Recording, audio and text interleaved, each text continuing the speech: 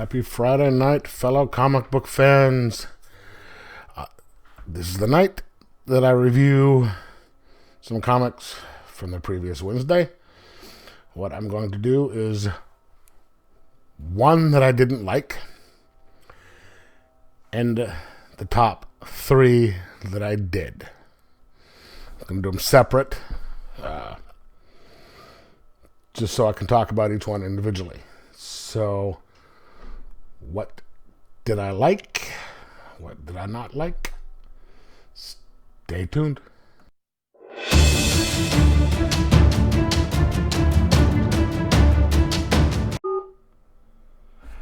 And I'm back. Now, for the final one, for the best one of this week, I couldn't find the cover for this one online.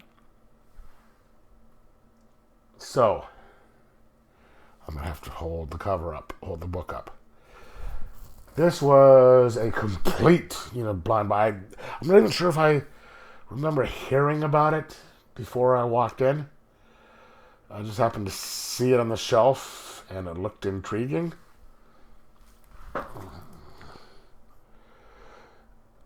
Monica Bleue, a werewolf story.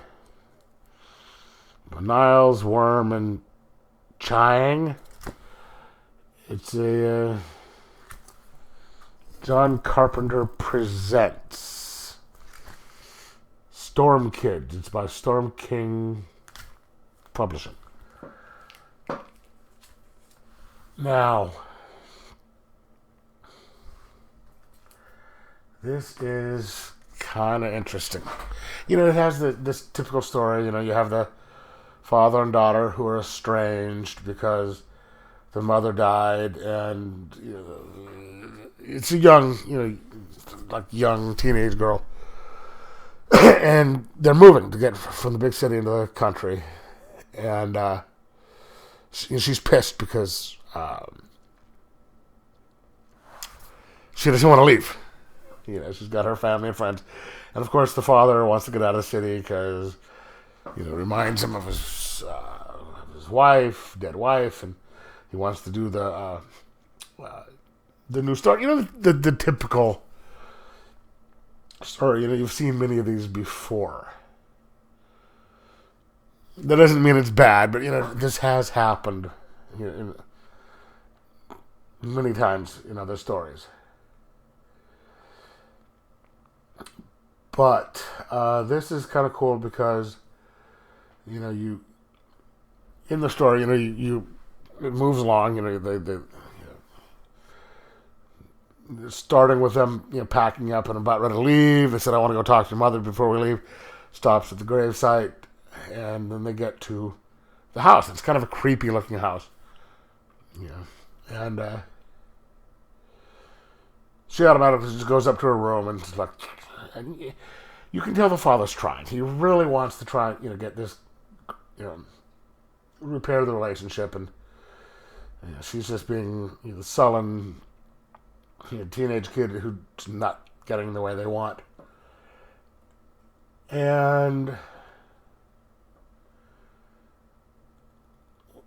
at the end, she goes out of the house and goes out of the woods that surround the house and sees a creature attacking a deer and winds up getting sliced by it, and shows back up at the house bleeding, and that's where it ends. It was a werewolf, and it was pretty well done. I enjoyed it. Despite being the certain points you always have in some of these stories that I just went over, but like I said, it doesn't make it bad. This one was actually fairly well written and moved in a good clip. And, you sort of feel sorry for the dad, and you sort of feel sorry for the daughter, because you can understand how she feels. Because it's like, I'm moving away from all my friends. And if you were, that age, and, you just lost your mother or, whatever, and then you had to move away from your friends, your life wouldn't be It seemed like it's upside down. And then you can feel for the father. He lost his wife. He has to do, deal with this sullen child who's acting out. And he doesn't know what to do. And then, you can tell the shit's going to hit the fan here, once he finds out. Once this happens. Yeah, I'm definitely going to be picking up the second one. And